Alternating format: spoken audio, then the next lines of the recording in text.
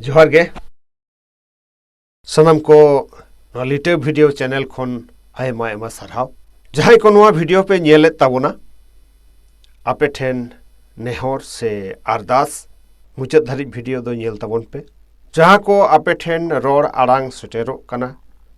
नोआ रोड आड़ांग दो अडिगान गे गनोंगना तो चलो बोन जहां नवा नोआ चैनल रे बोन हेज कना चैनल सब्सक्राइब का ताबोन पे शेयर ताबोन पे और कमेंट ताबोन पे गड़ो रे ताहेन ताबोन पे तेहन किछि गान कथा आबो बोन आंजम गड लेगे नीता धुड़ी धरती रे नेलगो कना अडी लेकाना सुदु अनाट और अनाट रोग आजार बेजार अडी लेकाना समस्या और समस्या अनाट आझाट ते पेरेज अकना आरहों चेतात लेकान अनाट आझाट को तोहा सेटेरो लगिदो कना अदो जहाना गे हां सेटेरो ओना मा आबो बोन येल नाम दाड़ेया ओना लेकाते चलो बोन नित आबो सांतार समाज रे अडिगान किछि जिनिस गे दोमे बोन खोजो कान रे हो बांग बोन नाम दाड़ेया कना इन जहाना इन नाम का तबोन ओना दो आबोरेन अनोल बोंगा किना हर डहार ते ठीक सही बुटे सही दाड़ाम और ठीक सही बुटे सही बाडाय साउते निजेरा उपरुम को ठीक सही बाडाय ओना लेकाते नोआ साउता समाज रे आबोआ उपरुम अडी जरूर कना निजे जुदी बुगिम ताहेना ताहले आमा घारंज बुगी ताहेना आमा घारंज जुदी बुगी ताहेना आरहो कयेकटी घारंज बुगी ताहेना अनका लेकाते टोला बुगी ताहेना अतु बुगी ताहेना मुलुक बुगी ताहेना देश दिसम बुगी ताहेना अदो फेड़ातेद गे तेहन हा अवरी बोन नाम भूर बुगी ताहेन रेना कौशल अवरी बोन नाम भूर जहां तिना गे बोन रिकया बुगी अहबोन ताहे दाड़े कोआ बुगी अहबोन दोहो दाड़े के कोआ ओनाते चलो बोन तेहन कटिज बोन बाडाय लगे आबोआ उपरुम कुकली ताहेन कना आम दो अकोय अडी रकमा तेला हिजुक कना इन दो मनमी इन दो खेरवाड़ इन दो आदिवासी इन दो संताड़ अडी रकना तेला हिजुक कना मेनखान सरिया दो इन दिन जीवी कना चेदा से जीवी और हॉर्मो तेगे मनमी बोन बनाव कना ओका ओका वीडियो कोरे चोइन मेन काट गया लई काट गेन रोड़ा काट गेन हॉर्मो रेना जेलेका संपत्ति को मेना ताबोन मेट लुतुर मु मोचा कोड़ाम ती जांगा आरो हॉर्मो भितर रिया अडिगान किछु इन बरो नाड़ी भुड़ी अडिगान जहां को लक्तियान जाय जिनिस को मेना उना को छतवा गे आबोआ हॉर्मो रे मेना मेनखान हॉर्मो रिनिज इन से आम ओना दो कोई दो को अडिगान मनमी मेना कोआ अडिगान मानवा मेना कोआ अडिगान जाति मेना कोआ ओकोय को दो को मेनिया उनी दो जीवी कनाय ओकोय दो को मेनिया उनी दो आत्मा कनाय ओकोय को दो को मेनिया उना दो जीवन कना ओकोय को दो को मेनिया उना दो चैतन्य शक्ति कना ओकोय को दो को मेनिया उना दो दाड़े कना तो सरिया दो ओका कना आबो ठेन अडी लेकाना नोंकाना कुकली ऑलरेडी हिजुक कना अदो ओना लेकाते चलो तेहन बोन बाडाय लेगे इन दोन जीवी कना आम हम जीवी कना नोआ हॉर्मो रेनिज मालिक कनाम आम ठीक में अडी फारचा सही मनमी सादम रेकिन हेज लेन मनमी सादमाते किन हेज लेन बिदु चांदान अनोल बोंगा बुरुकिन एआई महा रेना कथा रे अडी फारचा सही अडी बुटा सही ओला कना सगुन जुग रे जीवी को जन्म लेना सगुन जुग रे जीवी को जन्म लेना सगुन जुग रे जीवी को जन्म लेना माने जहां दाड़े ते हॉर्मोय रोड़ कना मोचा कना मेट किन कना लुतुर कना नोआ लुतुर ते आंजोमित गे इन कनई से नोआ लुतुर ते आंजोमित गे इन जीवी कनई जहां जीवी दो सगुन जुग रे जनाम लेनाय हरमो रेन मा हरमो आपात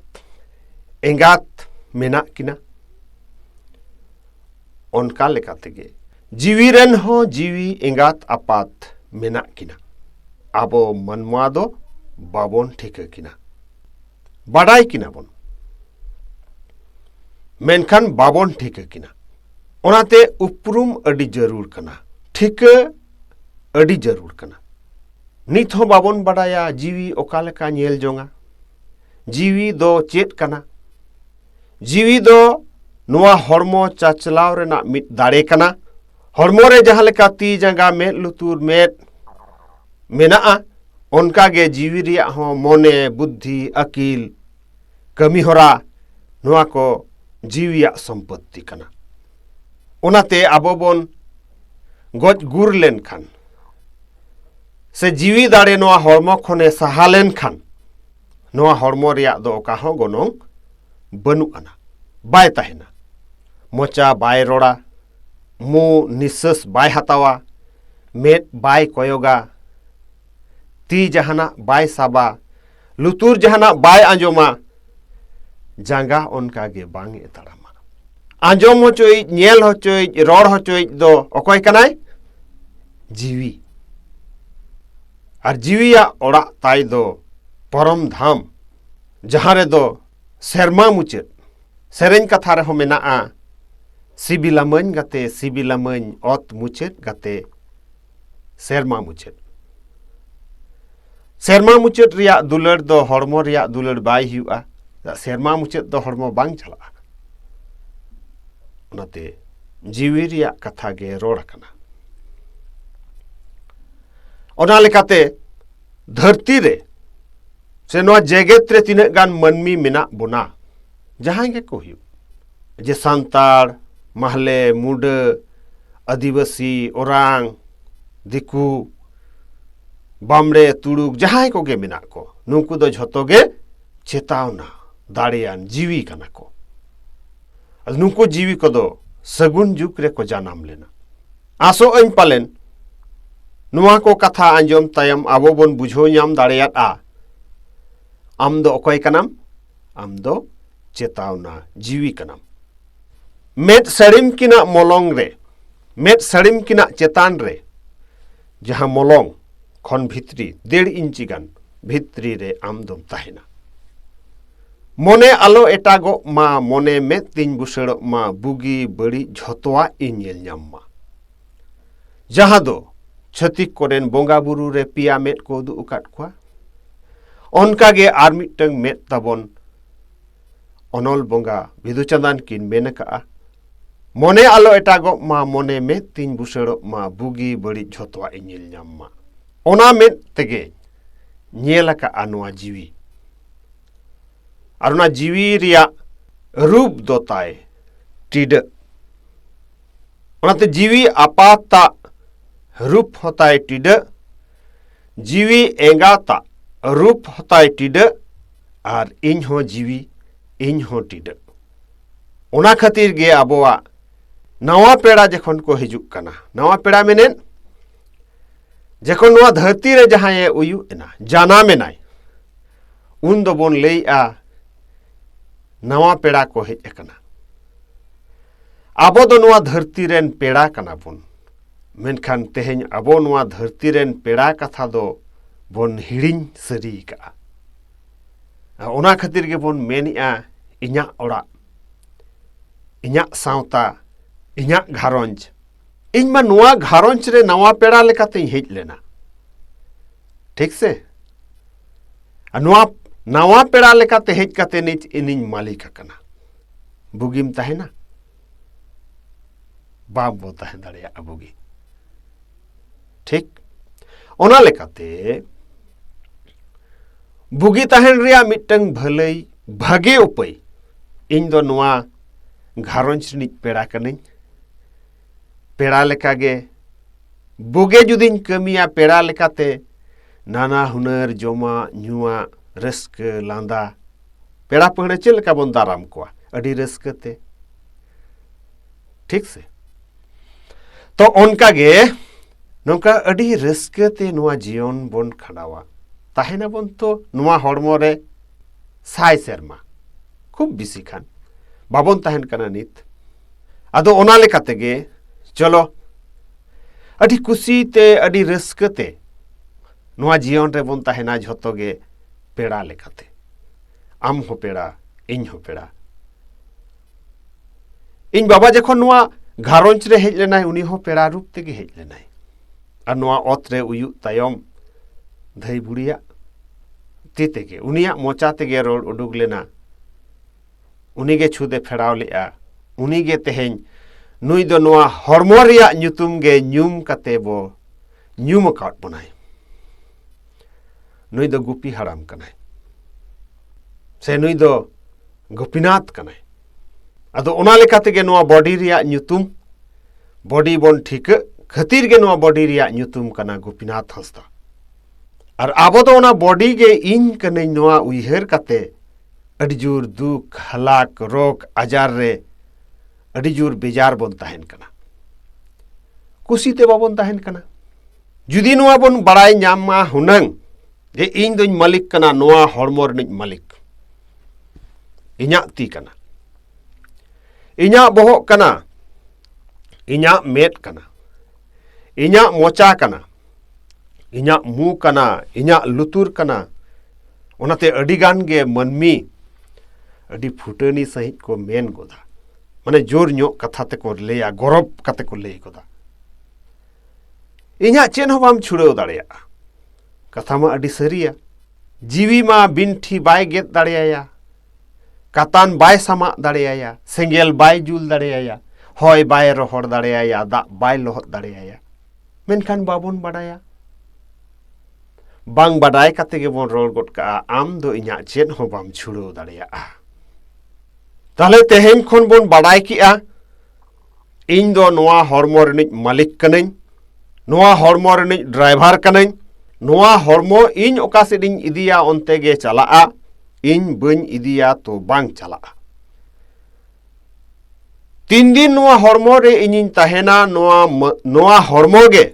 जाहेर लेकाñ दोहया जाहेर ओका लेका बन गेज गुरिज कते सापा सूत्र बन दोहया बोंगा आबन जाहेर रे बन बोंगा उनका जाहेर लेका शुद्ध बन दोहया और जीवी सगई ते झोतो बन सगईआ जीवी दो कुड़ी बांग कनाय जीवी दो कोड़ा बांग कनाय जीवी दो चेतावना दाड़े कना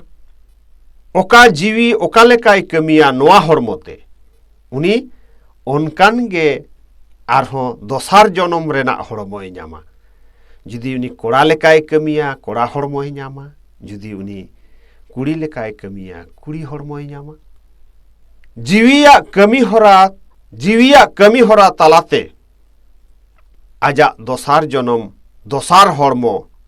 आज ओनो उनकाय ᱧामा ताले सनम ñेñेलिया को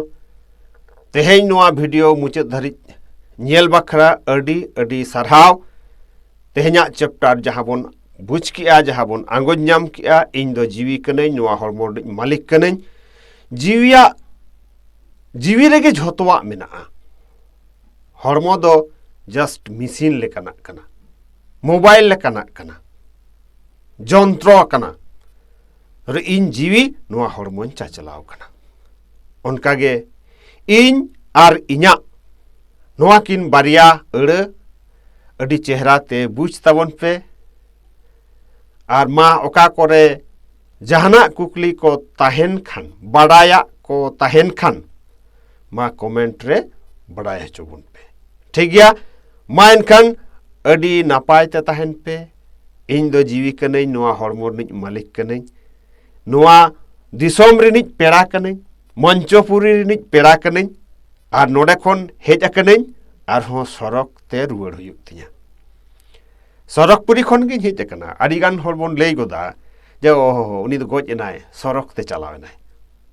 ताले सरकपुरी खने हेज लेना मंचोपुरी खन आरहों सरकपुरी ते रुवाड़ाय तो नोआ एकाल आड़ी बाडाय दरकार अकय बाडाय ñाम दाड़ेया इन दो सरकपुरी खनि हेज अकना उनी गे सरकपुरी ते रुवाड़ाय जहां आजा ओड़ा रिया ठिकाना ओड़ा रिया ठिका बुटा बाय बाडाया उनी ओडे बाय चलाव दाड़ेया ठीक से मा एनखान सानाम को अड़ी नापाय ते तहन तबन पे, अड़ी रस्के रे तहन पे,